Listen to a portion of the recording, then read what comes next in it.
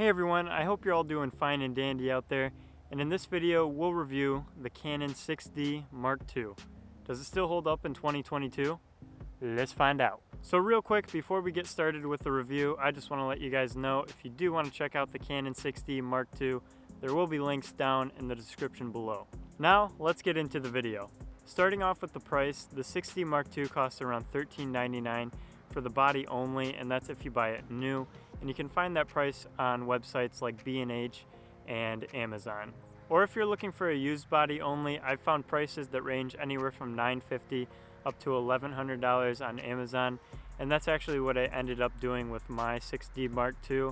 I bought it used for around $1,000 on Amazon. And then you can also buy it with the 24 to 105 USM kit lens, and that costs around $24.99 on Amazon as well. Alright guys, we're leaving. We got this loud ass combine behind us over there. We're gonna head to a different location.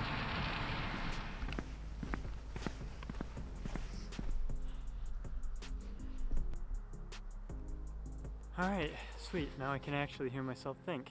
Alright, now let's quickly go through the key features of this camera. Beginning with the image sensor, this thing has a 26.2 megapixel full frame CMOS sensor. And honestly, nowadays I wouldn't go below 20 megapixels for a full frame camera if you do plan on using it for photography. So the 26.2 megapixel sensor in the 6D Mark II is just above that threshold.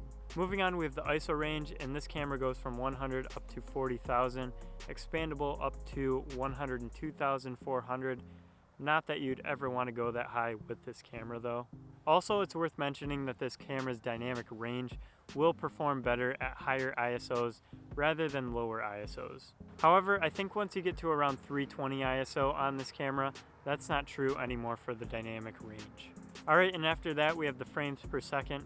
In high speed mode, the 6D Mark II can do 6.5 frames per second. In low speed mode, it can do 3 frames per second. And in silent shooting mode, it can also do 3 frames per second. Moving on from that, we have the autofocus points. And in this camera, it has 45 cross-type autofocus points. But sadly, they are all clumped to the middle of the viewfinder, so you don't get full viewfinder coverage as far as autofocus points go.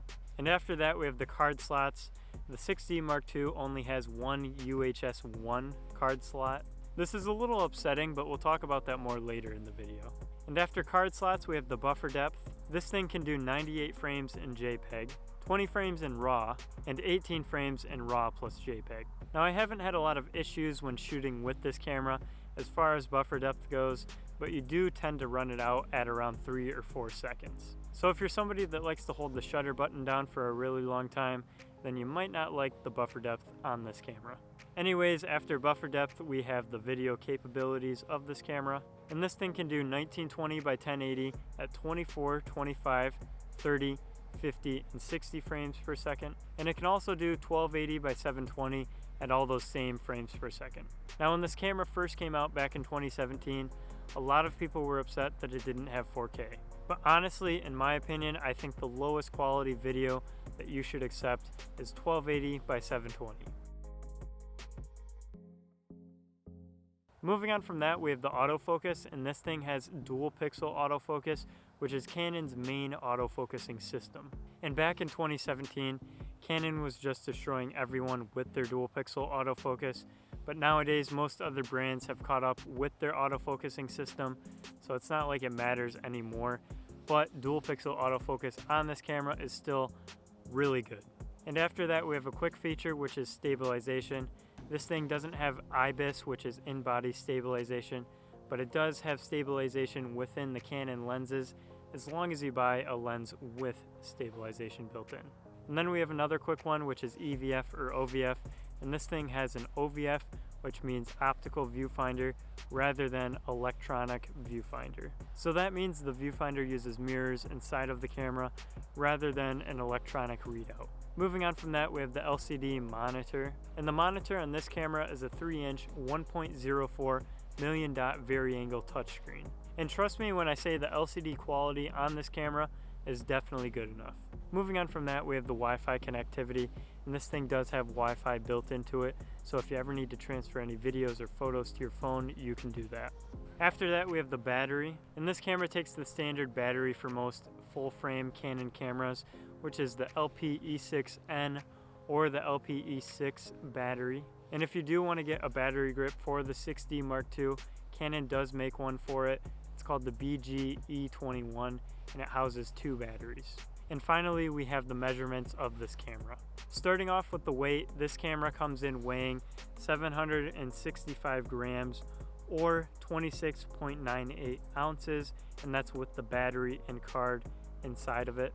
But when you don't have the battery or the SD card inside of it, it comes in at 685 grams or 24.16 ounces. And finally, we have the dimensions, which are 5.67 by 4.35 by 2.94 inches or 144.0 by 110.5 by 74.8 millimeters.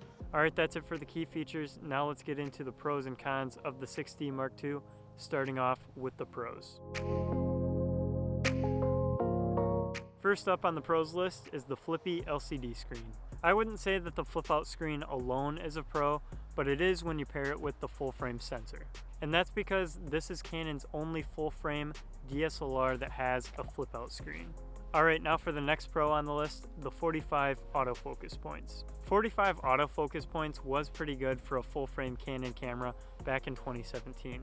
And nowadays, I think it's on the low end of autofocus points, but I still think it's good enough.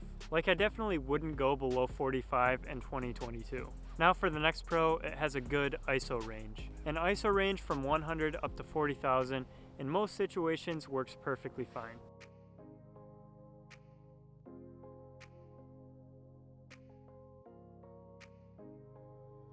Alright, now moving on to the next pro, the frames per second on this camera feels like just enough. Now yes, by today's standards, 6.5 frames per second is pretty slow when you compare it to cameras like the Canon R3, which can do, I think, 30 frames per second. But honestly, I feel like you get to a point to where you have too many frames per second. Because with the 6D Mark II, if you hold the shutter down for 2 seconds, you're only going to get about 13 images.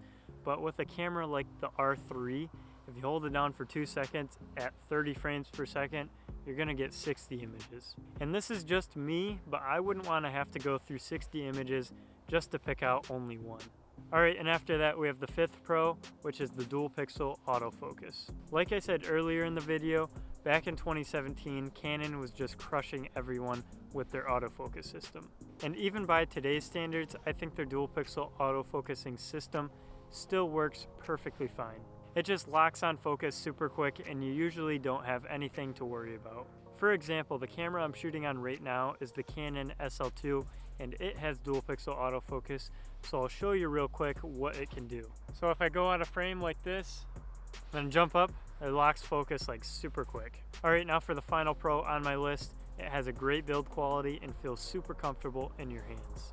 Canon is kind of known to have a few great things about their cameras, and usually those are things like the color science, the autofocusing system, and the build quality. Just holding onto this camera feels really natural. It has a nice deep grip for your fingers to rest into, and all throughout the rest of the camera it has a nice texturized rubber, which feels really comfortable for your hands. Alright, that's it for the list of pros. It's getting a little dark out here though, so we're going to finish up the cons tomorrow. So here we are, it's the next day. Sadly, it's raining outside, so we're gonna have to finish this video up in my car. Anyways, we left off with the cons, so let's get started with the first con on the list. And that's gonna be that the autofocus points are clumped in the center of the viewfinder.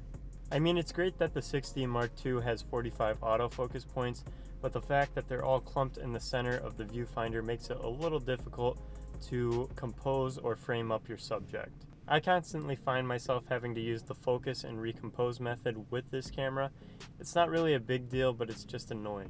Now the second con on the list, there's no 4K video, although I'm fine with 1080p. When this camera came out back in 2017, it was competing with a lot of other cameras that already had 4K included. And the fact that this camera was geared more toward video shooters rather than photo shooters made it a little confusing why they didn't add 4K in it. But honestly, I'm okay with 1080p. A lot of people say 1080p isn't really future-proofed like 4K is though. But I don't think a lot of people even have 4K monitors to watch video on, so it's not like it matters anyways. And now for the third con, there's only one card slot. This is another thing that upset a lot of Canon shooters out there when this camera came out, because dual card slots is just a professional feature that most professional cameras have built into it, and the fact that this camera doesn't have it makes it seem more like a semi-professional or even an amateur camera. So yeah, one card slot kinda sucks. And that leads me to the next con on the list. It's kind of pricey considering the amount of features. Nowadays, Canon has a new mirrorless camera lineup, and they offer cameras like the Canon EOS R or the RP, and I believe the RP is a little cheaper than the 6D Mark II. It lacks a few small features like the frames per second that you can shoot in photo shooting mode. However, most of the other features built into the RP are much better and more modern than the 6D Mark II, which came out around 4 years ago now. So if you're looking for a cheaper and newer version of the 6D Mark II, you might want to check out the Canon RP. Moving on, we have the next con, and this one's not super important, but it's no in-body stabilization. I say this isn't super important because Canon has a lot of lenses out there that already have image stabilization built into them. But once again, when the 6D Mark II was released, it was competing with other camera brands like Sony and Fujifilm that already had in-body image stabilization. And now for my final con on the list, there's no joystick to move the focus point. Yes, you can move the focus points with the left, right, and up and down arrows right here on the pad, or even the scroll wheel here or up top on the camera, but those aren't as intuitive or quick as the joystick. And the fact that this camera resembles the 5D series so closely makes me wonder why they didn't add the joystick on it. Alright, that's it for the pros and cons. Now let's move into my final thoughts that you guys are desperately waiting to hear about this camera. Well, to start, it's a typical Canon camera, so there's things about this that you're absolutely going to love, like the Canon color science, the dual pixel autofocus, and even the build quality. However, just like with a lot of other Canon cameras out there, this one is sorely lacking in features. The autofocus points are clumped in the middle, there's no 4K, there's no IBIS, there's only one card slot, and there's no joystick on the back to move the focus points. So yeah, there's a lot missing on the 6D Mark II. And if Canon would have upgraded a few of the issues on this thing, it could have been an amazing camera. I don't think they would have had to fix all the issues on this camera, only a few like the one card slot issue, the no joystick on the back, and the autofocus points being clumped into the middle of the viewfinder. I can live without the 4K or the IBIS, but the rest make it kind of tough. And I don't know why, but regardless of all the issues this camera has, I still absolutely love using it. Alright, now let's finish up this review by talking about who this camera is recommended for. I'd say it's mainly recommended for 3 different types of shooters. Semi-pro video and photo shooters looking to get into the world of full-frame Canon cameras, professional YouTube vloggers, and finally, run and gun shooters. Alright guys, so I hope this review was really helpful in helping you guys decide whether or not this camera is right for you. And again, if you guys do want to check out the Canon 6D Mark II, there will be links down in the description below. And if you guys enjoyed this video, make sure you hit that like button. Also, if you want to see more videos just like this one, subscribe by clicking right here. Thanks for watching, and always remember to capture great moments.